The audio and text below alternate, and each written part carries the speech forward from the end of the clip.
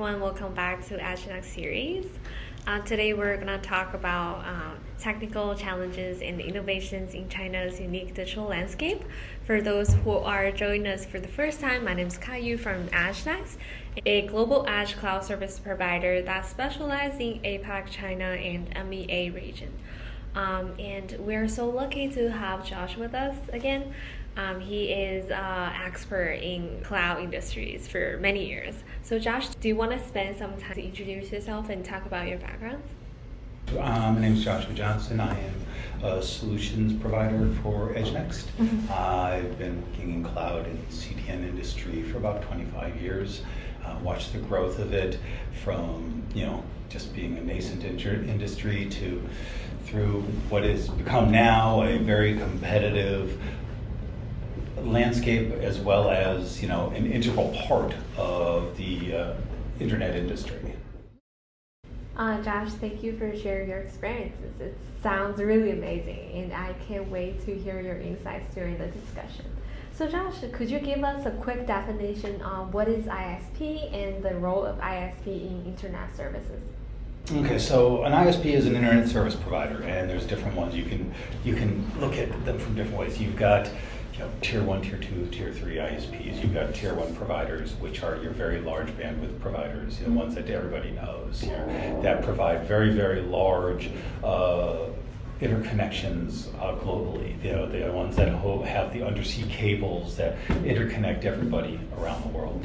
They're the ones that have all of the towers for the cell phones and things like that. You've got tier 2 ISPs, which will have some of their own infrastructure, but they will also leverage other infrastructures, some of the tier 1s.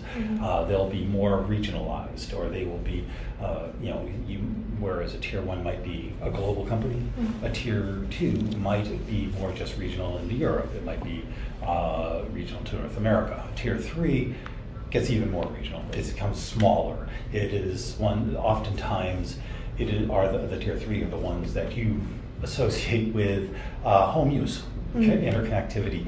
Your fiber connections, your cable connections, et cetera, and they can be very specific to a region. You could have they could be northeast. You might have a small conglomerate of them.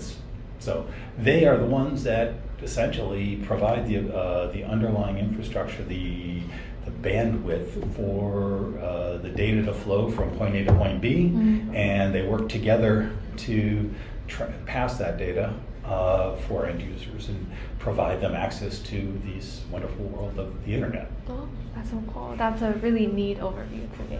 I think a lot of us don't realize how integral ISPs are, especially in gaming and iGaming, right? So China's internet landscape is quite distinctive and unique, right? So can you talk about its unique features and the challenges it brings, particularly for cloud services and CDN deployment? As you mentioned, China is a very unique situation. There's a couple of different countries that are there's 2-3 different countries that I'm aware of that are very unique in how they approach the internet access. China being one, it is a controlled environment. You've got 3 major ISPs there. Three major telecom providers that are all working with the government. So you've got a lot of oversight in China, which makes for a challenge in open business. You've got a lot of regulation that determines how you can and cannot transmit data across the internet, what you can and can't do, what you're allowed to see, how you're allowed to do it. And everything is kind of monitored in a sense. So the challenges are that you have this large number of rules and regulations and oversight that makes it, that what you could call free economy, open economy is very difficult to use. The open internet is kind of it's a lie. You've got sites that we can go to outside of China that you're not allowed to inside China. You're not allowed to do business with them. So from the situation of what some of the challenges are is like how do you as a business leverage 1 billion people, and their needs if you're not a homegrown company. In order to do business there on the internet, you actually have to have an entity in the country. You have to have certain licensing that allows you to deliver traffic on infrastructure in China. You have to adhere to certain rules. And the thing is that if you don't have these things, you're not allowed to deliver it inside China. So you have to deliver from outside, going through what is called the Great Firewall, which is essentially a filtering mechanism that the Chinese government uses along with the telecommunications companies that literally filters all the data going in and out, monitors it based off of keywords, things like that, and basically looking to make sure that you're not infringing upon the rules. That really put into perspective the unique landscape we are dealing with in China, right?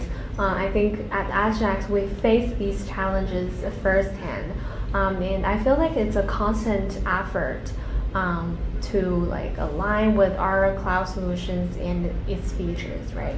It is because it's not just it's a constant. The problem is that they're to use an American idiom, they're constantly moving the goalposts. It is at one point when I was working with some gaming companies, the ability to transmit data, accelerated data in certain ways throughout China was allowed. And then all of a sudden they said, no, you know what?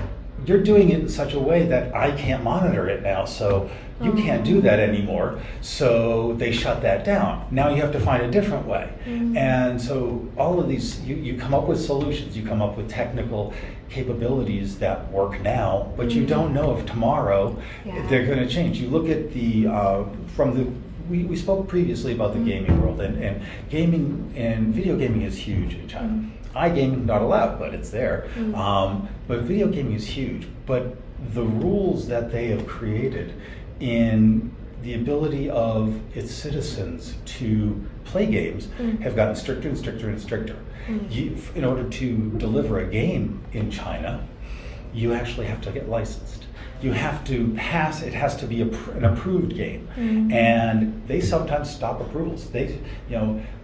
There's a company called Tencent, which is one of the largest game companies in the world, and it can't even get some of its own games licensed with the Chinese government because they decide to hold off on new licensing and the reviews of games.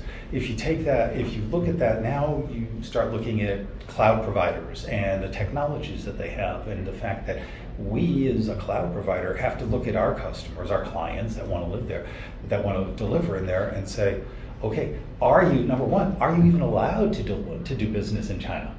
Number two is your content acceptable for delivery in China? Then it's like, okay, now you've got all that. Have you gone through the licensing process? And just to get to a point where you can start discussing with them technical solutions, you've got to make sure that all of these things align to do so. So it's very, very difficult it's not impossible, but they've created an environment that is difficult for every man to get into. What we do is we know the rules. We know the wheres and the whys and the hows of doing this. We can turn around and look at and talk with customers and clients and tell them, okay, you can do this, but this is how you're going to have to do it. We can guide them in the process, and then we can provide solutions once they get to that point. It's very, it can be very, very difficult. Yeah, it sounds like really strict.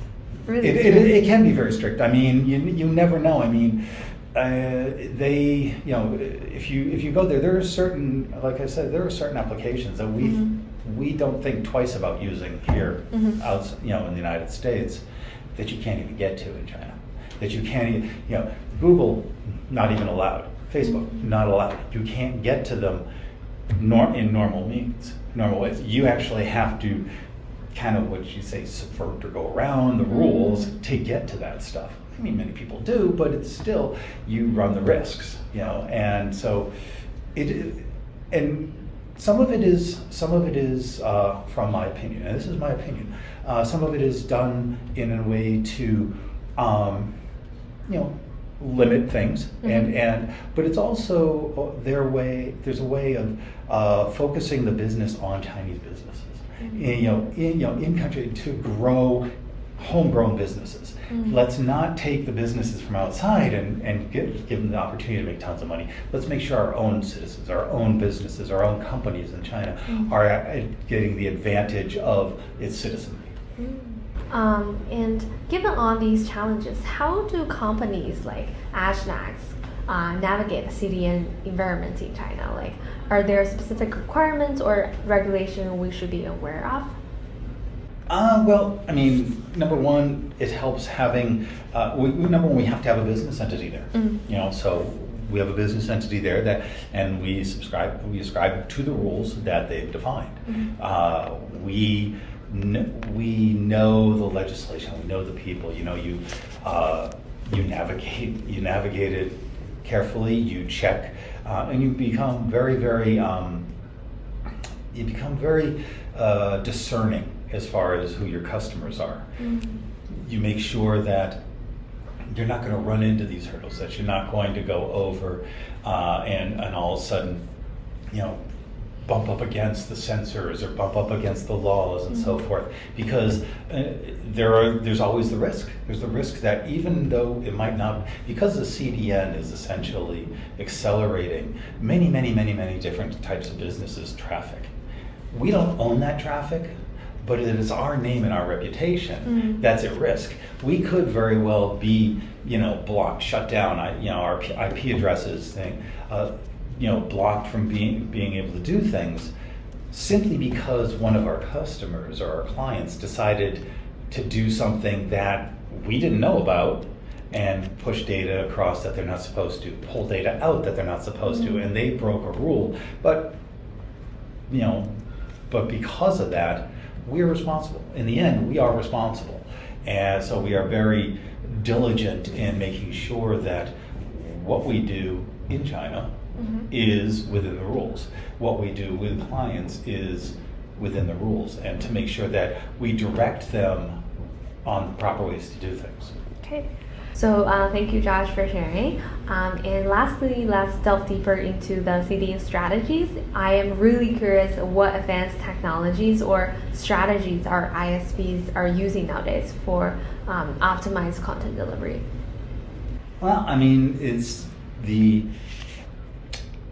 been a lot of different things going on. I mean, as CDNs have evolved, in the early days of CDNs, and if you look back, 25 years and so forth, a lot of your content was very static. And when I mean static, it's like a plain image, a document or something like that, something that's not changing, something that doesn't get updated very often.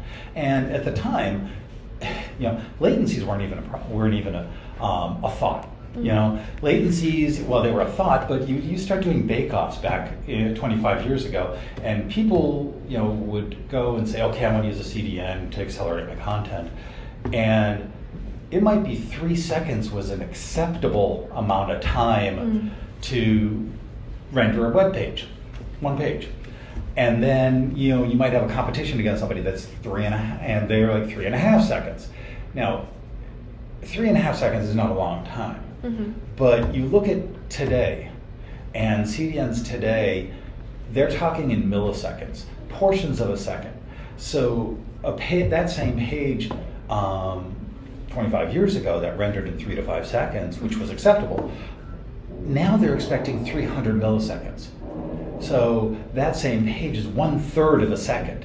And your competition might do it So you might do 300 milliseconds, your competition might be 270 milliseconds. And somebody will go with 270 milliseconds just because it's faster.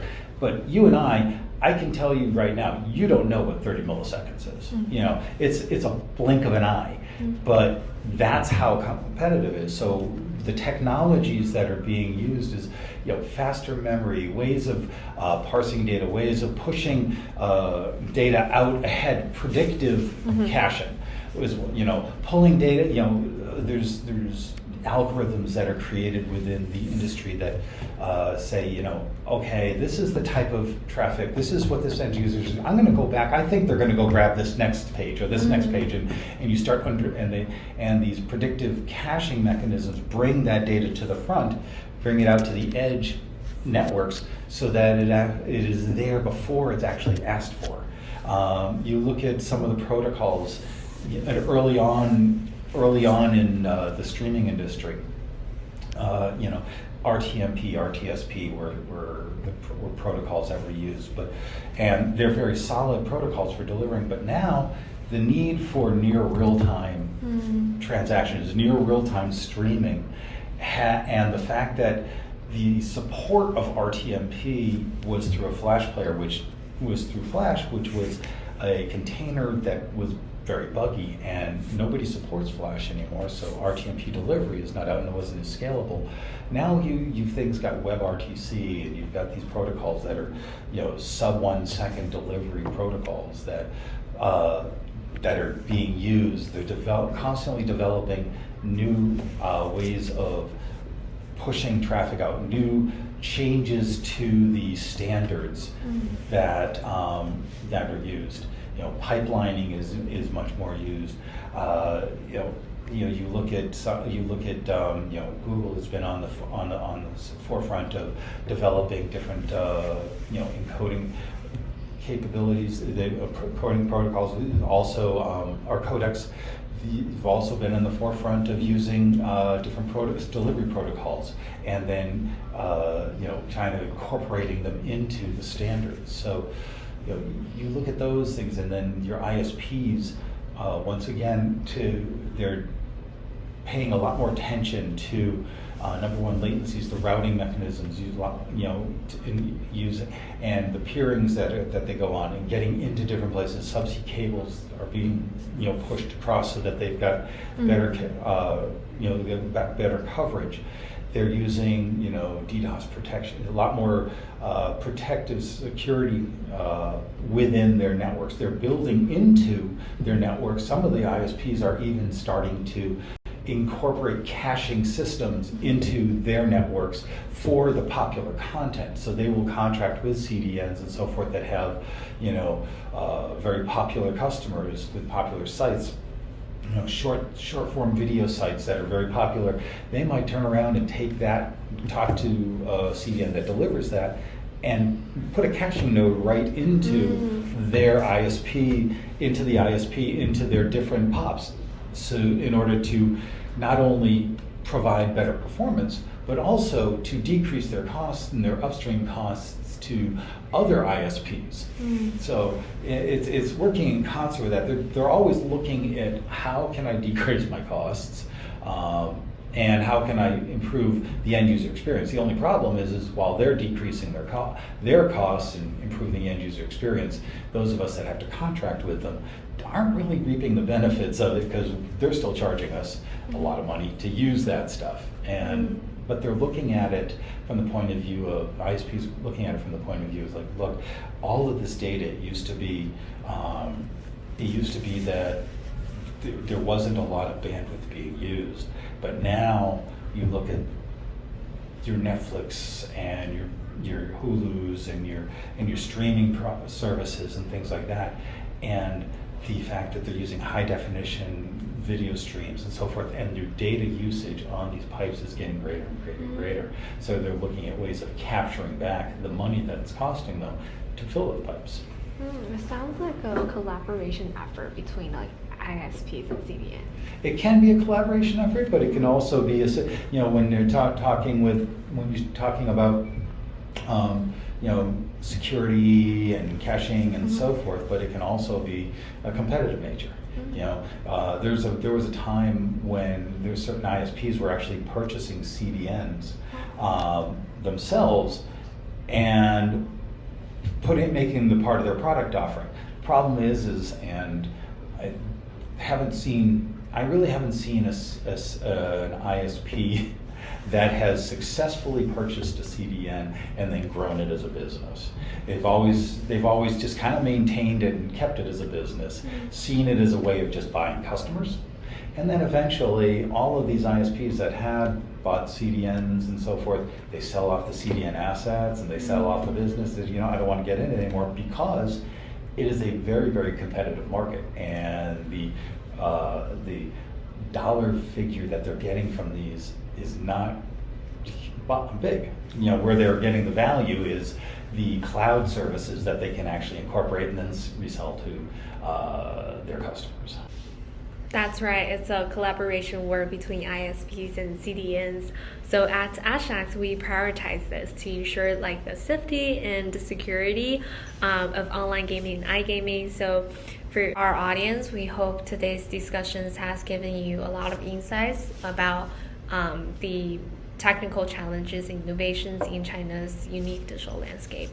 And thank you for watching. Next time, we're going to talk about the future trends of online gaming and iGaming, and how emerging technologies are shaping these industries. So you don't want to miss it. Thank you for watching, and we're going to see you next time.